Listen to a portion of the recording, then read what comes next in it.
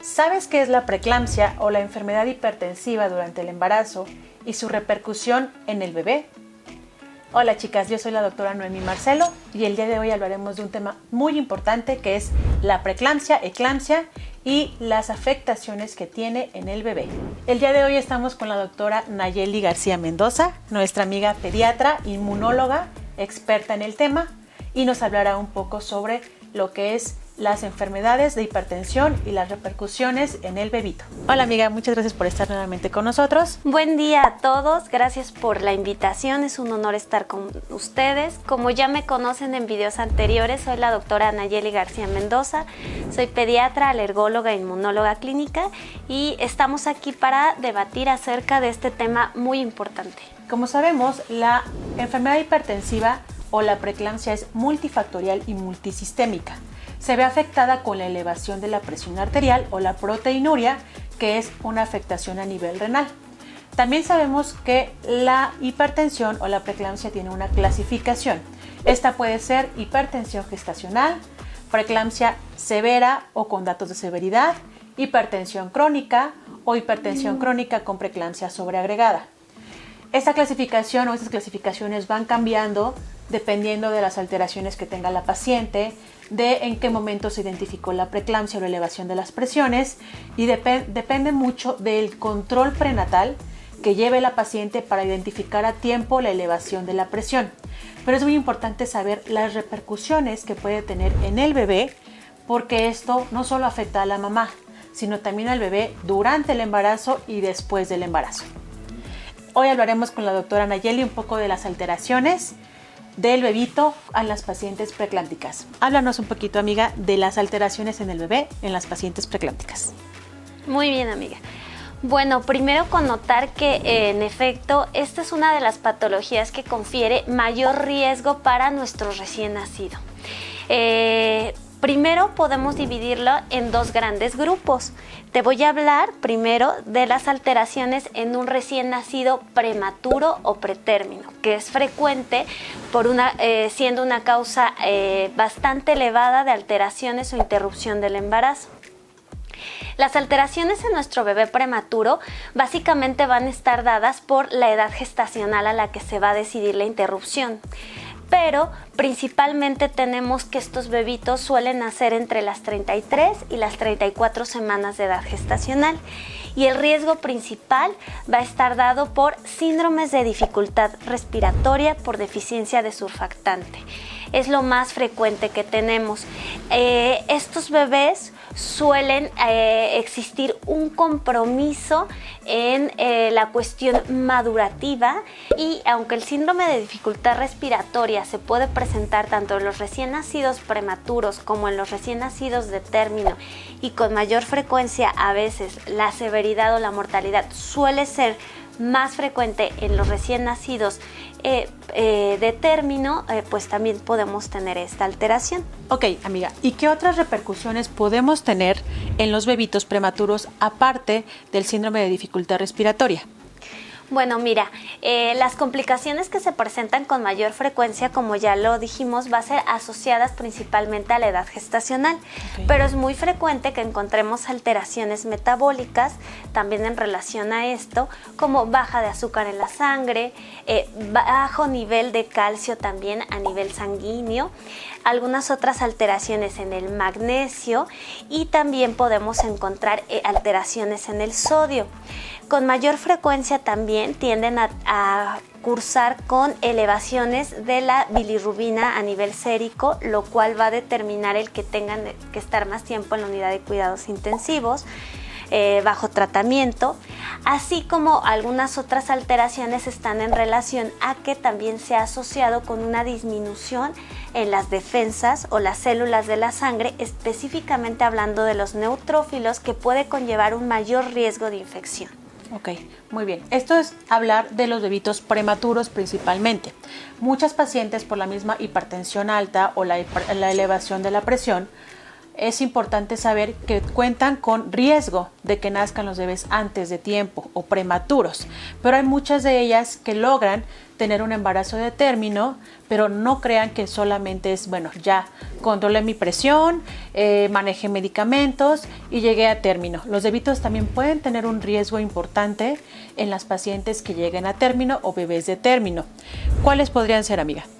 Sí, como bien lo dices, bueno, un gran porcentaje se puede interrumpir en el embarazo, pero algunas otras pueden concluirlo. Sin embargo, eso no exime a los bebés de desarrollar alguna complicación. Las principales complicaciones están en relación a este compromiso placentario derivado del aumento de las presiones. Y aquí vamos a tener que estos bebés, como en los recién nacidos prematuros, pueden cursar con síndromes de dificultad respiratoria, pero a diferencia de ser resultado de la inmadurez pulmonar, aquí puede ser resultado de algo que denominamos aspiración de meconio. Y esto se debe a la alteración del bienestar fetal. En muchas ocasiones, este síndrome de aspiración de meconio puede llegar a ser tan severo que desarrollar como complicación la hipertensión pulmonar, que es una patología muy frecuente en los bebés con aspiración de meconio y que confiere un pronóstico bastante sombrío en el caso de los bebés. Claro. Nosotros también podamos tener algunas otras alteraciones. Y la principal va a ser bebés nacidos a término, pero con restricción del crecimiento intrauterino. Ok, muy bien. Muy bien, entonces, como saben, chicas, es muy importante llevar un buen control prenatal.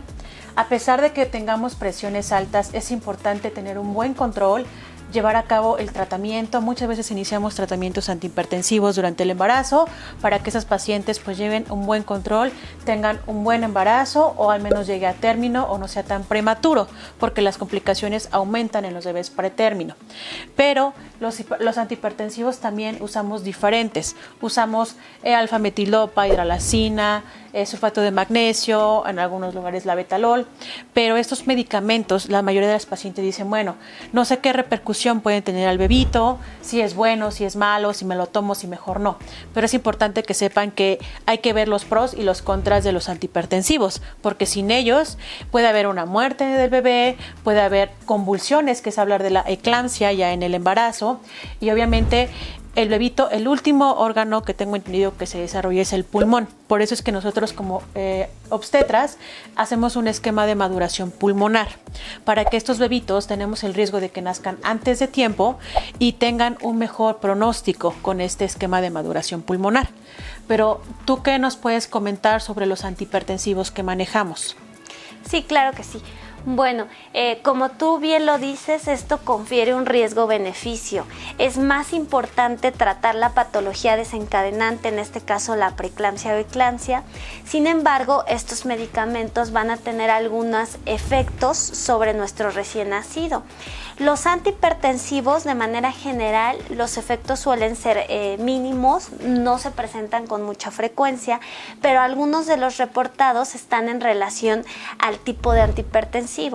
Por ejemplo, el abetalol que mencionaba se ha asociado a un enlentecimiento en la frecuencia cardíaca de nuestro bebé, lo cual va a conllevar que tengamos que estarlo monitorizando. En el caso del sulfato de magnesio, que frecuentemente se usa como alternativa, se ha asociado a una depresión respiratoria leve, pero si la sumas a que hemos desglosado que tanto nuestros recién nacidos prematuros como nuestros recién nacidos de términos pueden tener síndromes de dificultad respiratoria, pues digámoslo de alguna manera que esto se suma a la patología de base que va a presentar este bebé.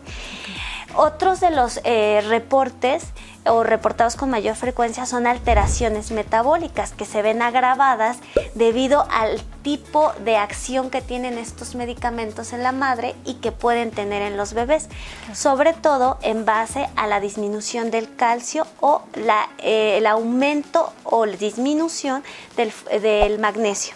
A nivel sanguíneo.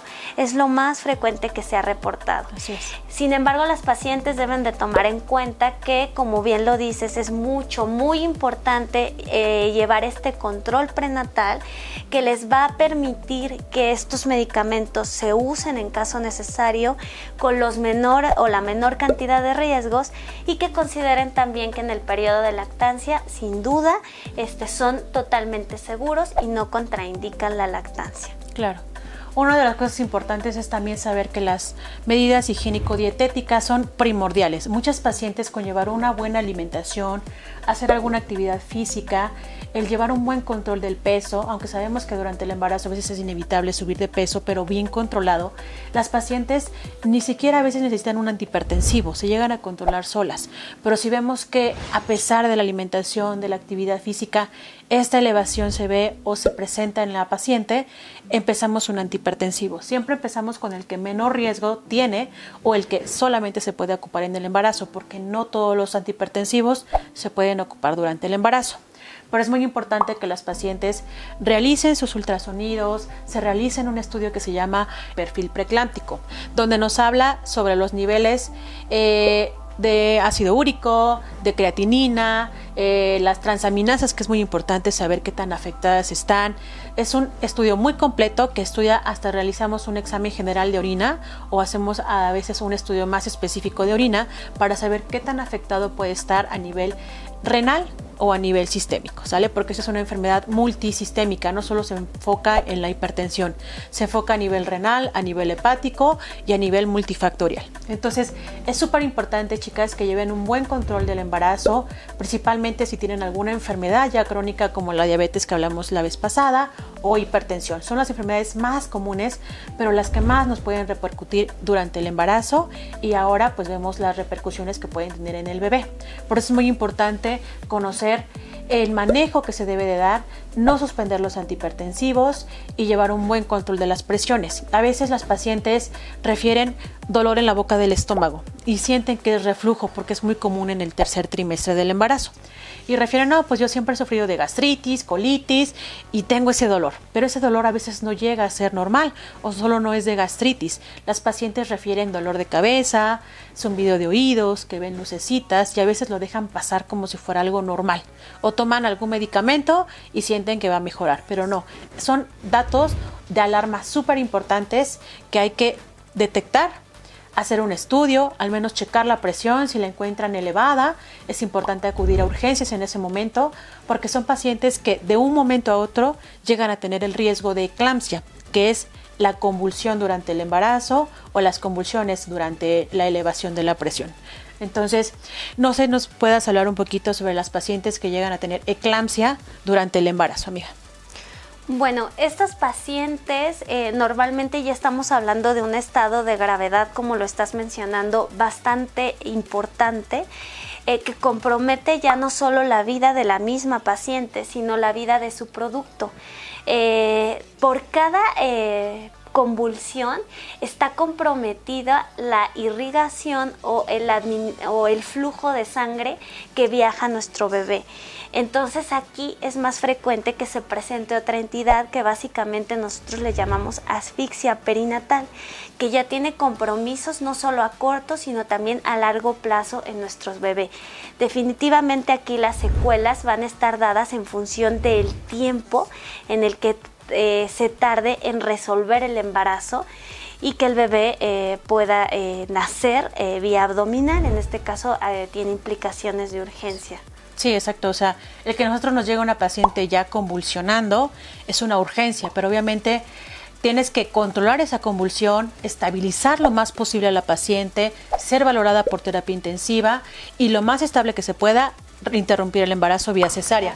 Obviamente el llegar ya a una eclampsia o una convulsión es porque las pacientes han tenido elevación de la presión casi durante todo el embarazo, sin llevar un buen tratamiento, sin llevar un buen control, y pues los riesgos son muy graves. O sea, es una consecuencia que puede tener la pérdida tanto del bebé como de la mamá. Entonces, sí es importante, chicas, que tomen en cuenta estos puntos de vista, esta información, para que determinen y detecten a tiempo la presión alta. Vayan a sus consultas prenatales. Si tienen dudas o preguntas, las anoten aquí, porque es importante saber qué riesgos puede tener la elevación de la presión. Esto se ha involucrado mucho con el control prenatal, el control del peso, los multivitamínicos que tomemos, ultrasonidos para ver si hay el riesgo de preeclampsia, porque muchas veces con un ultrasonido podemos detectar si hay riesgo de preeclampsia durante el embarazo o no. Entonces, no sé si quieras comentar algo más, amiga, de esta información.